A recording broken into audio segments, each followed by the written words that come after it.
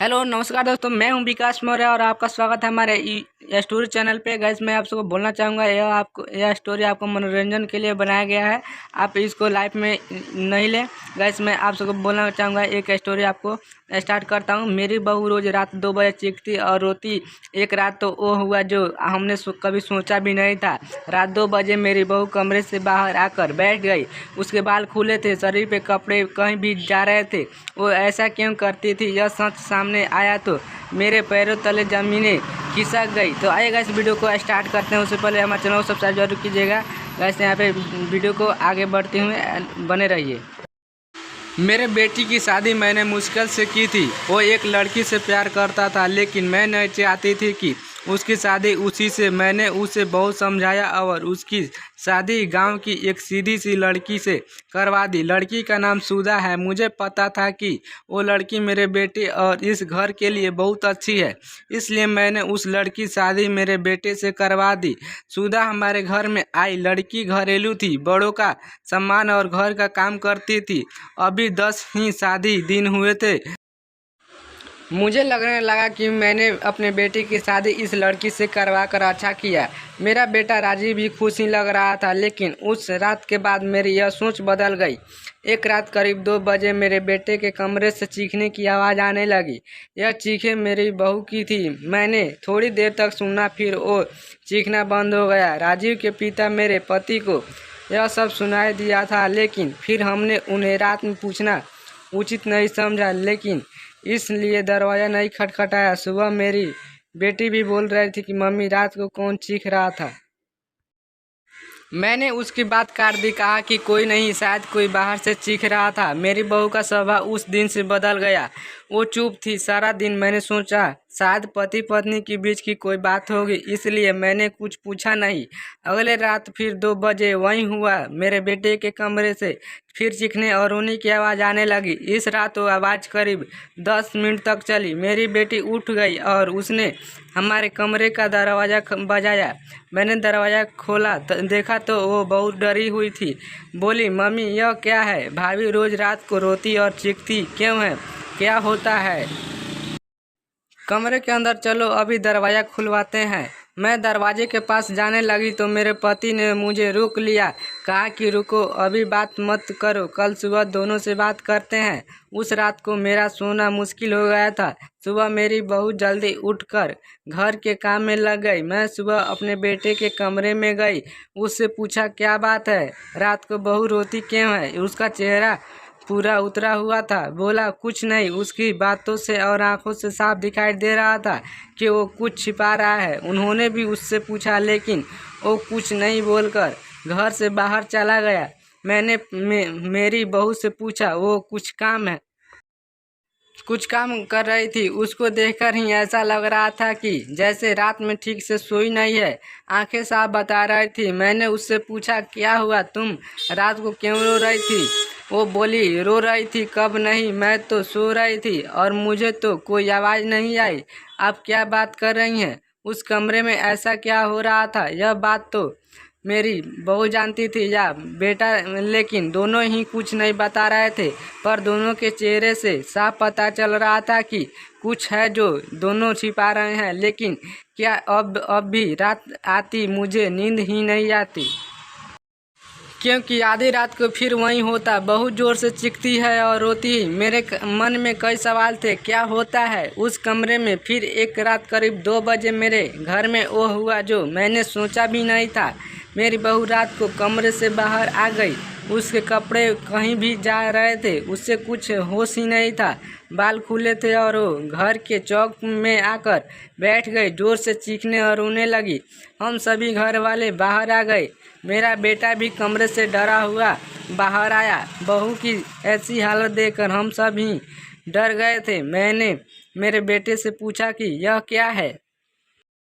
वो बोला, बस माँ देख लो, यह रोज़ रात 2 बजे ऐसे ही क्या करती है। मैं आप लोगों को क्या बताता। सुबह जब उससे पूछता हूँ तो उसे कुछ याद ही नहीं रहता। मैं बोलती हूँ मैंने तो कुछ नहीं किया। बहू जब थोड़ी देर बाद शांत हुई तो मेरा बेटा उसे कमरे में ले गया और सुला दिया। मैं सोच रही थी कि यह क्या है। मैंने मेरे बेटे को कहा कि तुम उसे उसके घर छोड़ आना, सुबह मैं उसकी माँ से बात करूँगी। सुबह होते ही मेरा बेटा उसे कुछ बहाना करके उसे घर छोड़ आया। मैंने उसकी माँ से बात की। उसकी माँ ने कहा कि यह क्या बोल रहे हैं, मेरी बेटी बिल्कुल ऐसा नहीं करती है। मैंने जो सोचकर राजीव की शादी उससे की थी वैसा हो नहीं सका। बहू को छोड़े अब 20 दिन हो गए थे। इस दौरान उसके घर से फ़ोन आता रहा लेकिन मैं टालती रही। मेरा बेटा भी कह रहा था कि मेरे वो दिन कैसे निकले हैं मैं ही जानता हूँ। मैं उसे वापस नहीं ला सकता। कहीं उसने मेरी जान ले ली तो क्या करोगी। मैंने उस पर फिर ज़्यादा दबाव नहीं डाला, पर मैं अपने आप को खुश रखी थी। मैंने अपने बेटे की शादी उस लड़की से क्यों करवा दी। अब मेरे घर में कोई नहीं चाहता था कि वो वापस आए। इन्हीं सब बातों में 3 महीने निकल गए। फिर एक दिन अचानक ही मेरी बहू अपने सामान के साथ वापस मेरे घर आ गई। वो आते ही मुझसे कहती है, माँ जी मैं जानती हूँ कि आप मेरे बारे में क्या सोच रही है, लेकिन सच क्या है यह आपको पता नहीं। उसकी बातों से मुझे लगा कि कुछ है जो बताना चाहती है। मेरा बेटा घर आया और उसे देखकर गुस्सा हो गया।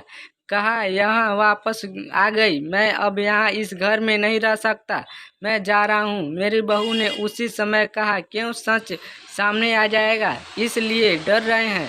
बताइए सबको सच क्या है, मैं उस तरह से क्यों किया करती थी। बेटा बोला कि क्या सच। सच यह है कि तुम पागल हो और रोज रात उस तरह से करती हो। बहू बोली कि माँ जी आज अगर सबसे ज़्यादा दुखी और परेशान है तो वो और कोई नहीं मैं हूँ। मैंने अपने पति की बात मानी, उन पर विश्वास किया। मैंने कहा तुम क्या कहना चाहती हो। फिर मेरी बहू ने जो बताया उससे सुनकर मेरे पैरों तले ज़मीनें खिसक गई। वो बोली आपके बेटे ने मुझे पहली रात से यह नाटक करने को कहा था, लेकिन मैंने नहीं माना। वो कहते हैं कि हम दोनों अलग बड़े शहर में जाकर रहेंगे।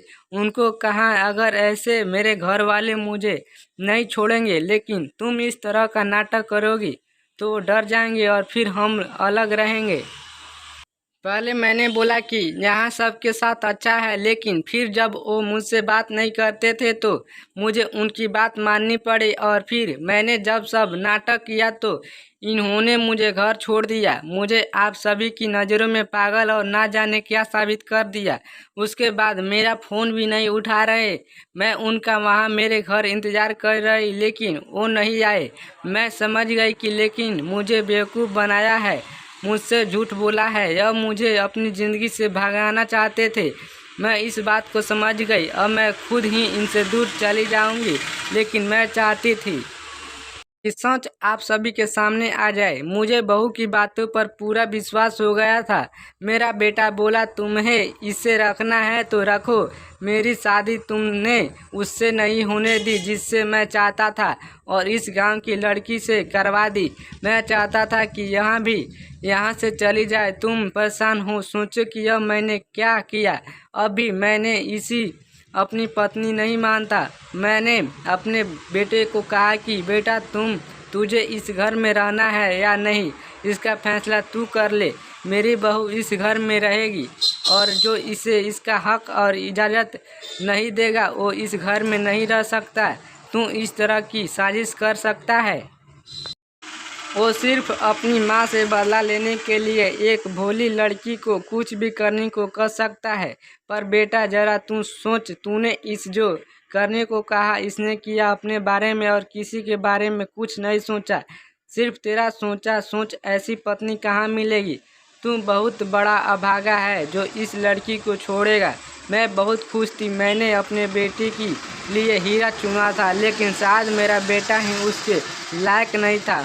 मैंने मेरी बहू को प्यार से गले लगाया। मेरा बेटा भी कह नहीं गया, थोड़े समय तक ज़रूर नाराज़ रहा। लेकिन मुझे पता था उस लड़की से कोई प्यार किए बिना कैसे रह सकता था। आखिर धीरे धीरे सब ठीक होने लगा।